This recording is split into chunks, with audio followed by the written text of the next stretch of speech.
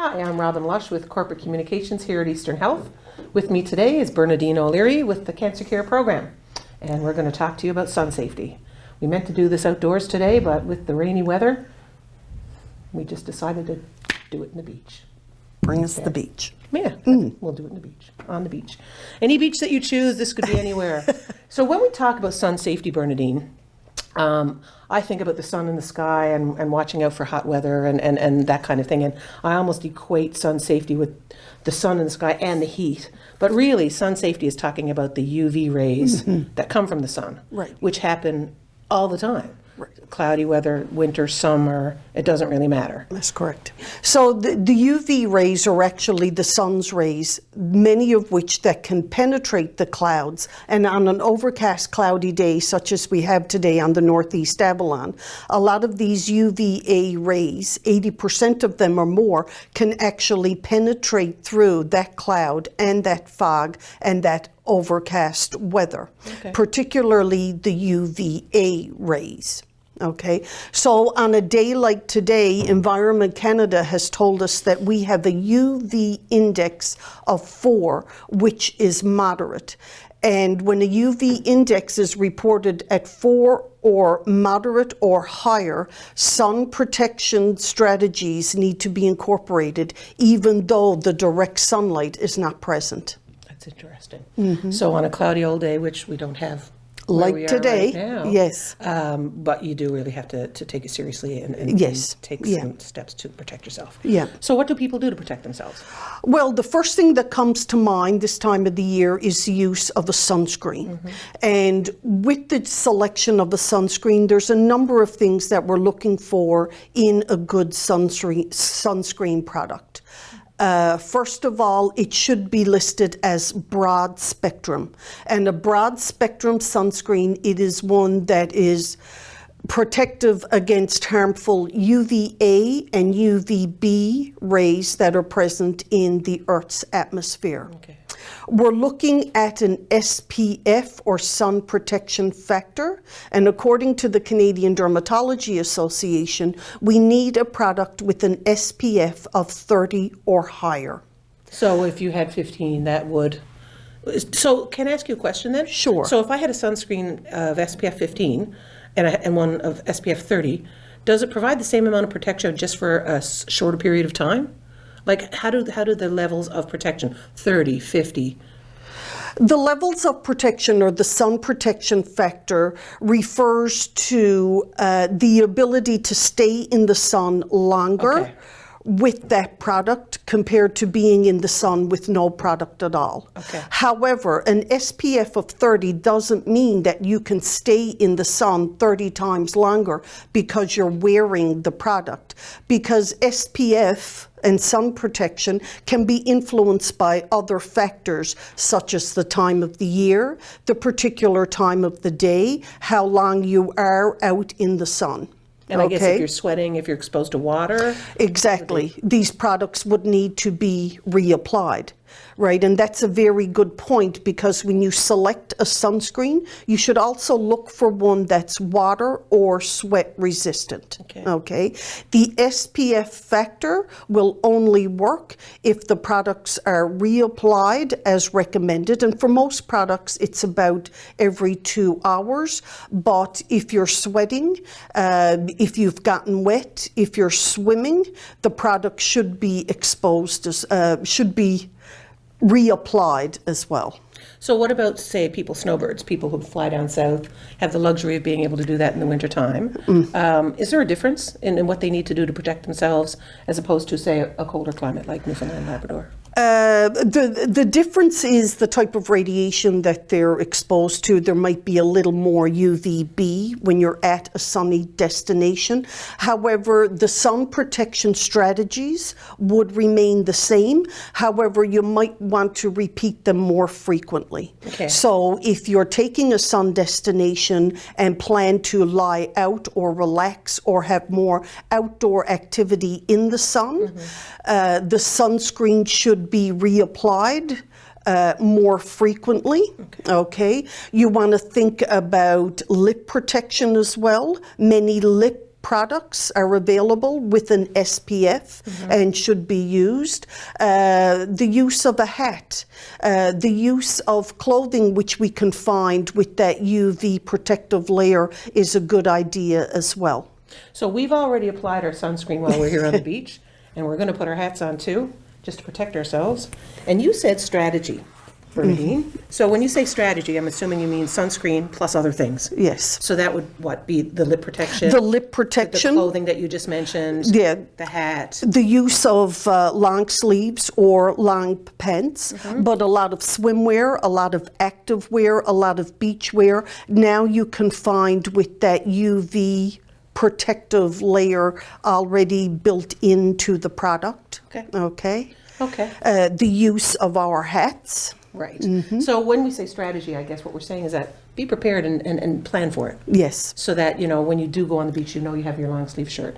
You've got your hat if you need it. Right. Spend some time in the shade, I guess, would be a good strategy Yes. as well. Yeah. What about people who work outside? Workers outside, outdoor workers, they need to be mindful of some protection strategies in different ways.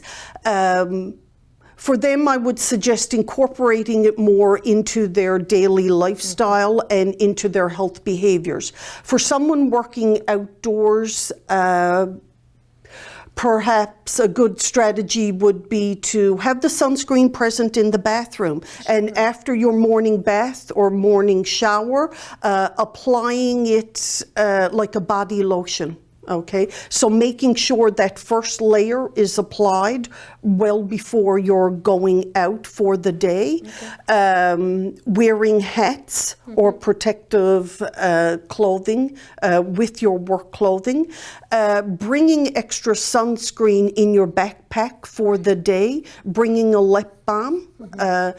Eyewear. Another thing for outdoor workers is the intense rays that are present between the hours of 11 a.m. and probably 3 p.m. So if there is an opportunity during that period of time with the intense rays to seek shade, under a tree, under the awning of a house, duck inside maybe to a garage, gazebos if you work in a park or a garden centre. Finding shade at that midday period is also helpful if you're outdoors a lot. And that would apply obviously to anyone. And I guess, you know, these strategies, you know, are really useful for protecting yourself. And I guess you need to be mindful. Need pay to be attention mindful, to what's going on. And plan. And plan. Right. Plan for your day. Listen to the weather forecast. Try to get that UV index that's predicted for the day so that you can plan. Make your first application of the sunscreen product part of your morning grooming routine. Good. Right? Yeah. So that's pretty interesting. So, I mean, we've heard it all before, and I guess really, you know, as the summer gets into full swing, when it you know, gets into full swing. when it gets into full swing, we do need to be, you know, we need to be ready now. We need to And be of course, ready now. I already Right. said to you, and you've confirmed it, that it doesn't matter if it's summer or winter, Right. spring or fall. We need to Right. protect ourselves all Right. throughout the year. And even in our cloudy, overcast weather, the UVA can be high. The UV index, moderate or higher. You would need the sunscreen protection. Remembering the UVA rays on a cloudy, overcast day, which unfortunately is so common to us here in Newfoundland and Labrador, those harmful rays are still penetrating the clouds and the fog and the overcast. What about people who choose to use artificial sun, like sunbeds and things like that? I'm assuming they would be at a higher risk. The tanning salons, yes, because the type of radiation that's most commonly used with a tanning salon or a tanning bed is that UVA radiation, which deeply penetrates the skin and causes skin damage such as premature aging, wrinkles, and unfortunately certain types of skin cancer. So UVA, they're both harmful, I'm assuming. UVA and UVB, yes. But in both. particular for the sun tanning beds, Yes. you would be more at risk with the UVA in Yes, particular. increases risk for the development of certain skin cancers. That's correct. What about, children in terms of protecting them from the sun? Is there anything different that would need to be done? With children, we recommend that children be kept in the shade as much as possible and not in direct sunlight. Although there are many sunscreen preparations formulated for children with higher SPF, these are great. Remembering they're only effective if they're reapplied as directed.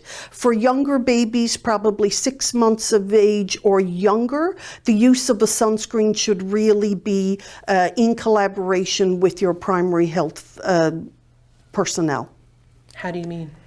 The use of sunscreen with babies under the age of 6 months is not always recommended, right? And these children, babies like that, should be kept in the shade and shaded. Sure, right. And I suppose if you wanted to talk to your doctor about it, your healthcare provider about certainly you could do that. Yes. Okay, well, the that's use of the interesting. product, yes. Well, I'm going to try my best to protect myself more this summer. And I hope you all do too. And is there anything else you'd like to add, Bernadine? The only message I would like to add is get in the mindset of incorporating some of these strategies into your daily health habits and your daily lifestyle. Right? Put on the SPF irregardless of what you're seeing outside. Most likely this time of the year in Newfoundland and Labrador, we're going to have that moderate to high UV index. So the sunscreen protection is going to be needed. So plan for it. Make sure family members have hats. Make sure lip balms with an SPF are available to the family. Make sure there's enough bottles of sunscreen available in the bathrooms, in your backpack, in your tote throughout the day.